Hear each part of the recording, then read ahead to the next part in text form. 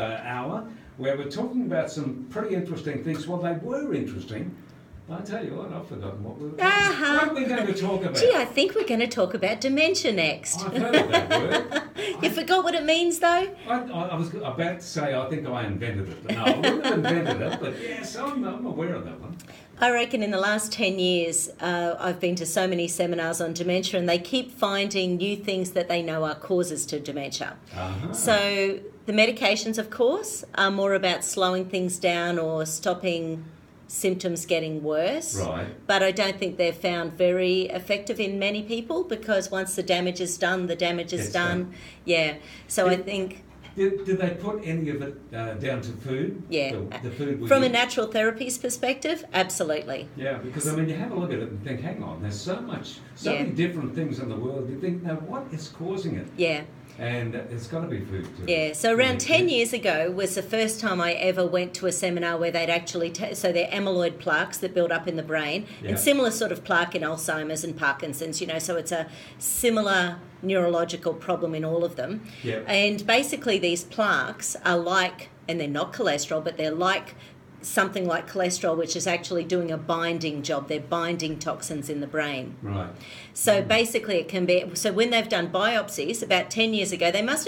I suspect they find what they're looking for, because that's... I don't know. You know how when someone goes and gets virus testing done, you really have to have a doctor say, okay, we're going to test you for Epstein-Barr and for Ross River or glandular fever.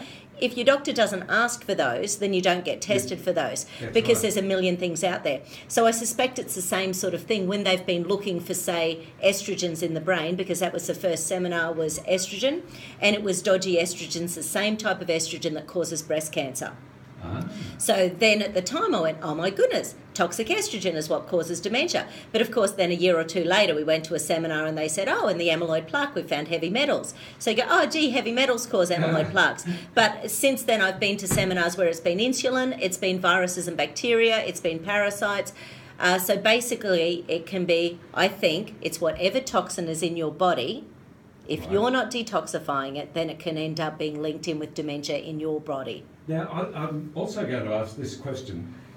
Are we talking or seeing more of dementia these days because everyone's getting older, whereas in years gone by, the age you left the world is a lot smaller? That's an interesting question. It has increased by 40% in the last 10 years, so that alone has increased.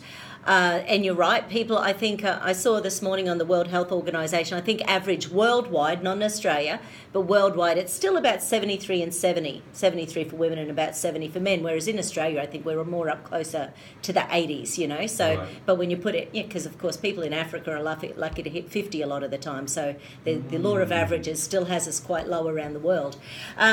But I think also one of the things that if you think about why we're growing older, a lot of it is to do with medications. So people might have a heart attack around 50 and then get put on, statins and beta blockers and things. And there are definitely links between things like long-term use of a lot of medication. So, and dementia has been very specifically linked to long-term use of beta blockers for blood pressure, whereas ACE inhibitors don't tend to cause it. So two different. So they're the two main groups of drugs that are given to people for blood pressure, and I'm not sure why, but there was a doctor who spoke at a cardiac seminar a couple of years ago, and he was a cardiac surgeon / researcher for over 20 years, and because there's been many millions of people go through heart attacks and then the subsequent treatments, and then so basically he's looked at all the data. And when we're on beta blockers, especially high doses, because I'm sure you realise when people get blood pressure, they go on a drug and quite often that doesn't get it under control. So they get up the dose or get on a secondary one, and then they get on the statin to lower the cholesterol. And, by the time they're on like a little combination, the brain is basically decreasing by a minimum of 5% per year if they're not doing something specifically to protect it.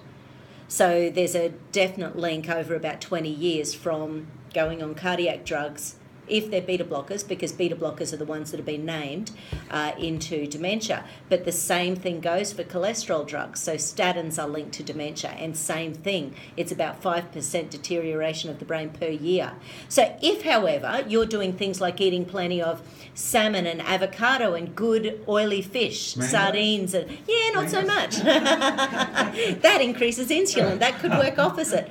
So I'm only joking. But so it's sort of, and same with antidepressants, they are also linked with dementia. So there's so many things that they now are looking, because we've had these drugs for so many decades, and they're seeing the levels of dementia going through the roof, that they're now looking at them and they do know there's a connection. Is it, with dementia, do we see young people, I'm talking probably 40 years old, 30 years old? I have seen it, but it's certainly not common. No. Okay. What I tend to see at around that age is more people coming in when their memory's starting to fail them. Yeah. So, and I think that, unfortunately, is the time really to go, okay, what's going on in my body? Let's clean it up. So, because when we see people at that age, if we did some testing and actually found heavy metals, or if we, if doctors did some tests and found the dodgy estrogens going on or things, then you could actually go, okay, this is out of control. The liver isn't detoxing it. The brain could be the recipient if we don't do something about it. So, because there was a doctor she was a breast she was a breast surgeon, and she started looking at the plaques that were in women with breast cancers, and in her research she found personal care products, so things like things from our makeups and hair products and hair dyes and that sort of thing. So she found a lot of those in women with breast cancer. So once again, these things get into our bodies, and it has to be the combination of filters not working, your gut not working, your liver not working, your kidney not working, not sweating out enough toxins, not drinking enough water, not eating enough green leafy veggies to keep your methylation pathways going in the liver. So, diet is hugely linked to it when we're not taking care of business. And not enough good quality protein. There's all this fear-mongering out there about the types of protein we're getting in. Right. I don't tell people to stop eating red meat. Good. I think if it's grass-fed, grass-fed red meat is beautiful. Whereas the difference with Wagyu is it's grain-fed. So basically we're creating diabetic cows there. That's why they're so juicy and fatty and delicious. So sorry any vegans out there. But, it's sort of like, whereas grass-fed beef, if it's in combination with enough salads and veggies and that sort of thing, there's nothing wrong with it. It's when, all of the study, when they're looking at things like red meat causing bowel cancer and that sort of thing, they're really looking at the classic Western diet. They're looking at people having jolly hamburgers. There's no salad or veggies in a hamburger. So those people are, not a heck of a lot. Certainly not adding to the 6 to 8 serves of veggies we need a day. Yeah, true. So, so then you start thinking about, okay, and I'm not picking on any fast food things, but people who do get fast foods regularly, once again, they're not getting their 2 to 3 handfuls of veggies 2 to 3 times a day. No. So therefore, yes, the red meat is going, but then it's combined with the awful carbohydrates. So you get your red meats, you get your carbs, you put them together, of course that's going to be bad for us long term. It's not rocket science. And everyone knows these things are bad for them. They just think they can get away with it longer than they can. And I don't like cardboard, so I'm right. Yeah, right. I'm okay with it. Yeah, good one. So this researcher who did the breast, she was doing who found the hair care products in the breast lesions. She also was looking at those same women having memory issues, because they were often coming in those early 40s, that sort of age. And what she found with a lot of them, because she started thinking, this is silly, women are getting breast cancer earlier and earlier and earlier. So she did some testing, and what she found was fairly consistent, not across the board, but reasonably consistently, was a low B12 levels in the blood. So she started thinking, well, what's that got to do with anything? Because she was an oncologist, not a nutritionist. And she found that, firstly, B12 is important for methylation pathways in the liver. So if B12 is low, then we can't metabolize toxins as easily. If we can't do that, then our body is more likely to use fat to store toxins. And fat, your brain is, your brain's 60-70% cholesterol. So therefore, if your liver can't metabolize toxins, your body has to store it somewhere. Right. So she started doing this experiment with people, just because it was a cheap, easy experiment. For 3 weeks, she would get women to take 4,000 micrograms of B12, which is the equivalent of 2 B12 injections a day. And if over the period of 3 weeks their memory felt better, then she was saying she believed that this was the start of dementia caused by low B12 levels. Right. So she would then get people to stay on the dose until their memory was feeling good, and then start cutting down the dose and then have a maintenance dose. And that was just with B12, and she got brilliant results. I've just had this thought. I did have a call after the program last Friday from someone, and they were saying, I love the program, very interesting all the way through. Actually, it was someone up on the Sunshine Coast. Yes. Bill it was. And he was saying, because we were talking about you can take B12 orally yourself. Yes. And his question to me was, how much do I take? Yeah. I've got no idea what to take. And I said, well, I can't answer, but I'll ask Madonna. So for example, there are some products that you can just get from the health food shop that might only have, say, 100 micrograms to 500 micrograms. Right. From a daily perspective, that's the amount that's going to be in a multi. So from a multivitamin perspective, that's plenty if your levels are already good.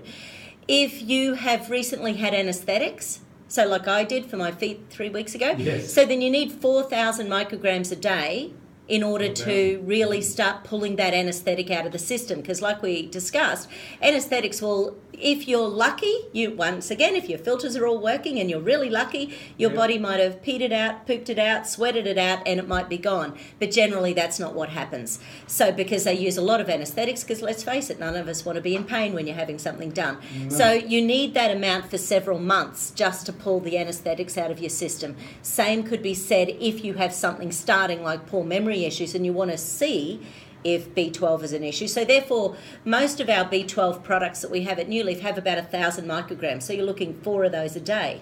Whereas if you get, say, good old Blackmore's 100 micrograms, you need 40 a day. So you're not going to do that. Exactly, you're not going to do that. Yeah. And also, the other thing is, to absorb B12, you need a specific, there's a protein you need in the gut.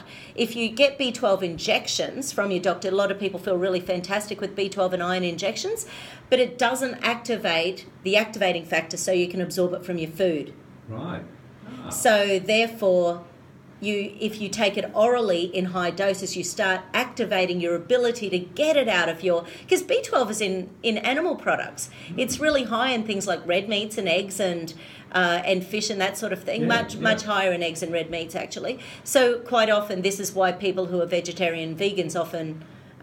feel quite low, and they feel better once they get a B12 or iron infusion, because the proteins they're using aren't very high in B12 and iron. So so it depends on what you're doing it for. So if it's for anaesthetic removal, you need 4,000 micrograms a day, and you need that for quite some... I'm talking a couple of months.